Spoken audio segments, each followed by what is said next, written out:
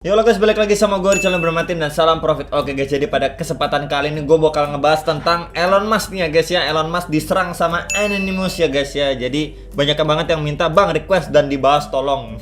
Jadi sebenarnya ini berita udah banyak yang bahas ya teman-teman. Tapi ya gue bahasnya agak terlambat nih ya.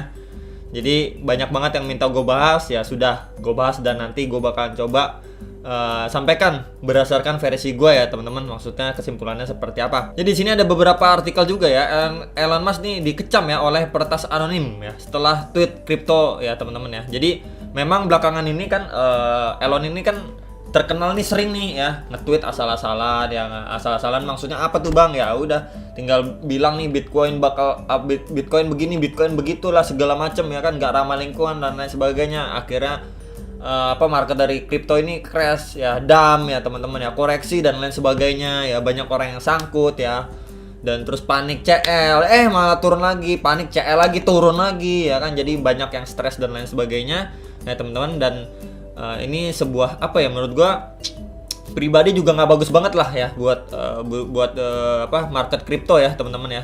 Masa iya lucu aja gitu ya, karena tweet seseorang Elon ya teman-teman ya bisa berdampak sebegitu besar gitu ya. Pasti ada orang-orang di balik itu yang memang tidak suka ya karena perilaku Elon ya teman-teman. Makanya nih si anonim ini teman-teman, Anonymous ini bergerak nih. Nah ini dia ya. Jadi menurut gua ya ini salah satu langkah bagus nih ya, biar si Elon ini ya diem dulu gitu ya.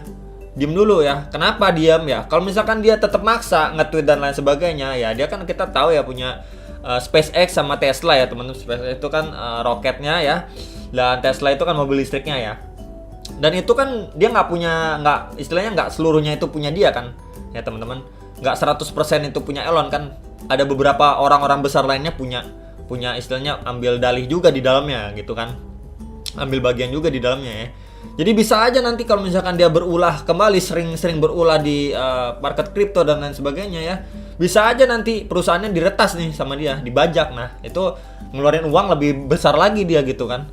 Nah makanya udah keluar kayak gini ya teman-teman, pasti rekan-rekannya Elon dan lain sebagainya bilang udah Lon, lu diem aja dulu lah gitu, nggak usah yang aneh-aneh gitu ya. Kembangin aja dulu project SpaceX sama Teslanya aja gitu. Kalau mau main kripto ya udah main-main biasa aja lah gitu kan, nggak usah yang terlalu gimana-gimana banget gitu. Nanti kalau misalkan ini benar-benar bergerak ya udah amsyong nanti Elonnya guys ya menurut gua ya. Untuk Teslanya terus SpaceX-nya kalau dihajar ya jaringannya sama Anonymous ini ya teman-teman ya, kelabakan juga nantinya. Pusing juga nanti, keluar duit banyak lagi, lebih banyak lagi teman-teman, daripada dia main-mainin kripto gitu kan. Mendingan udahlah fokus aja lah gitu kan. Fokus aja nih tuh. Ada tuh ya, langsung Tesla sama SpaceX. Nah, udah fokus aja lah ke sini gitu loh. Ya nggak usah terlalu inilah di market kripto gitu ya. Akhirnya diserang nih ya. Jadi ini bagus nih teman-teman, menurut gue bagus banget ya. Nah, biar diam dulu nih si Elon ya teman-teman, biar dia diam dulu nih. Ya nggak asal gampang banget nge-tweet gitu ya. Padahal dia nggak tahu juga di bawahnya itu banyak orang yang mungkin menderita karena tweetnya dia gitu ya teman-teman ya. Jadi menurut gue ini bagus banget gitu ya. Jadi istilahnya banyak orang yang nggak punya power ya buat ngelawan tweetnya Elon ini ya. Kan kemarin itu banyak yang mau santet lah lain sebagainya ke Elon yang ini dan itu ya. Menurut gue pribadi yang paling ampuh ini sistem zaman sekarang ya. Sistem di lawan sistem gitu loh guys. Sistem di lawan sistem. Nah, Elon lewat tweetnya kalau ini langsung ke jaringannya. Nah ini lebih kejam lagi menurut gue ya, lebih mantep lagi nih buat ngebales Elon gitu. Nanti dia pusing nih kalau sampai Twitternya dibajak, terus jaringan Tesla sama SpaceX-nya dibajak ya. Bisa aja nanti Tesla sama SpaceX-nya error.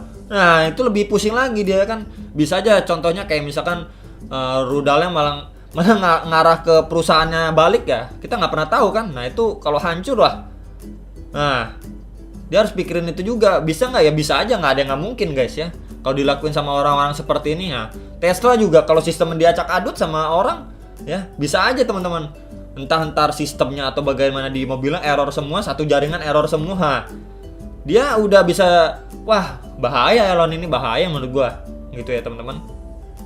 Jadi menurut gua ini bagus banget lah ya. Istilahnya kemarin ya market ini udah mana sih? Bentar guys. Oh di sini nih. Ya istilahnya ya udahlah, kemarin itu udah udah diserang bertubi-tubi ya, kurang lebih 3 minggu ya teman-teman ya. Ini market crypto diserang bertubi-tubi ya. Waduh ya guys ya.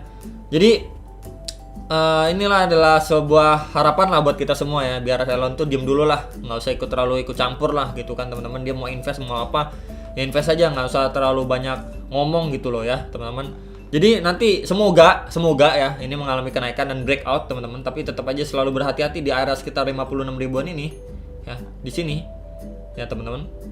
Ketika dia udah bisa nembus nih dari 42 ribuan nembus ya teman-teman, seperti targetnya ya, up itu sekitar 51.000, 52.000 ya, sekitaran ini ya. Bisa saja, bisa nggak bang dump lagi, bisa aja teman-teman. Ketika dia naik lagi ya sekitar 56.000, ini kalau nih ya teman-teman, ini sebuah permisalan aja, dia naik ini nggak kuat dah, bisa nggak di dump, bisa lagi di dump, jatuh lagi dia nanti, mungkin jatuh sekitar 22.000, 21.000, bahkan 20.000 baru pantul lagi crash Neo ATH. Bisa nggak? Bisa aja, soalnya kita berkaca juga pada tahun 2017 juga seperti itu ya, ngedamnya 2 kali ya. Udah naik nih ya, nih seperti ini contohnya, udah naik, ngedam, naik, terus ngedam lagi. Nah, jadi 2 kali ngedam kalau di 2017 teman-teman ya, di Bulura 2017 ya teman-teman, 2 kali ya. Jadi nanti bisa aja kayak gitu teman-teman, kayak gini nih, gue gambarin aja deh, mana enak. Ini naik, ngedam, naik, nah nanti ngedam lagi bisa juga guys. Nah ini contoh guys, naik ngedam baru naik lagi. Itu kalau 2017. Nah sekarang kan kita udah ngalamin nih guys ya. Nih ya, kita udah ngalamin nih. Ini gua ganti ini warna hijau, gua ganti warna apa ya? Warna oranye ya. Ini turun nih guys ya. Turun, naik. Ini bisa turun nggak? Bisa aja, bisa banget. Turun lagi, baru naik lagi gitu guys. Ya, jadi 2 kali kita ngalamin dump itu, bisa 2 kali. Ya guys ya.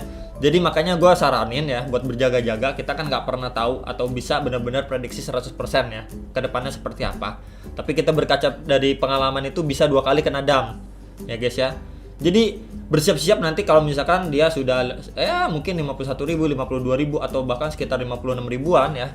Kalau dia muncul banyak food ya dan lain sebagainya ya, mungkin kita udah mungkin bisa mulai TP-TP-in dulu nih. Kalau memang yang takut ya dia dump kembali ya, kemungkinan dump kembali masih ada. Kalau takut ya bisa di TP-TP-in dulu. Nanti ketika sudah mungkin udah dumpnya cukup dalam nih, kalau misalkan kita ukur ya, kalau dari situ berapa persen kita bisa ini ya, misalkan dari sini ya guys ya, turun ke bawah.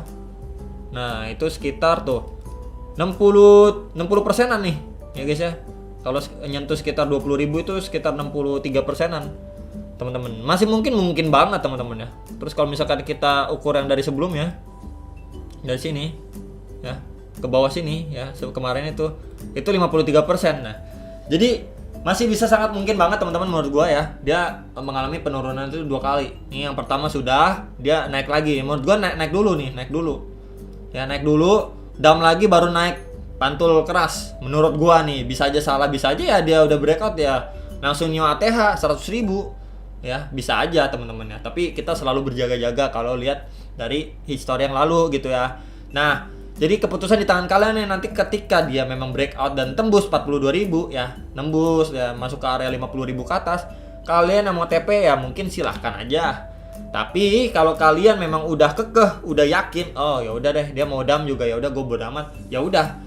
Nanti ketika kalau misalnya dump ya, kalau misalkan kalian dari awal sudah diniatin, ya udah nanti ketika dump ya nggak usah kaget, nggak usah stres gitu ya. Kalau dari awal diniatin ya udah gue tetap hold apapun yang terjadi, ya udah ya. Tapi kalau yang sudah TP dan kebetulan dump ya mungkin selamat, pas banget momennya kalian udah TP. Tapi kalau misalkan kalian TP dia malah terbang ya, nih malah terbang ya udah, anggap aja itu belum rezeki gitu ya. Jadi kan selalu banyak kemungkinan teman-teman ya, keputusan kita itu nggak bakal selalu 100% tepat ya. Mungkin yang saat hari ini tepat, besok meleset, besok tepat terus mungkin meleset lagi kayak gitu ya. Jadi nggak ada yang namanya 100% gitulah ya guys ya, menurut gue pribadi ya. Jadi menurut gue sih bagus gitu ya, buat meredakan si Elon ini ya. Nggak usah terlalu aneh-aneh lah ya, urus aja nih SpaceX sama Teslanya gitu kan, kembangin aja lah dari sana ya teman-teman. Mau invest mau apa dia dari Dogecoin, ya udah pom Dogecoin aja, nggak usah ikut-ikutan Bitcoin yang dihajar gitu loh teman-teman, maksudnya gitu loh ya. Jadi itu aja sekilas teman-teman menurut gua ya untuk berita kali ini ya teman-teman. Semoga kalian bisa dapat masukan juga, dan menurut kalian bagaimana tentang Elon versus Anonymous ya teman-teman. Dan sampai jumpa untuk next video. Salam profit.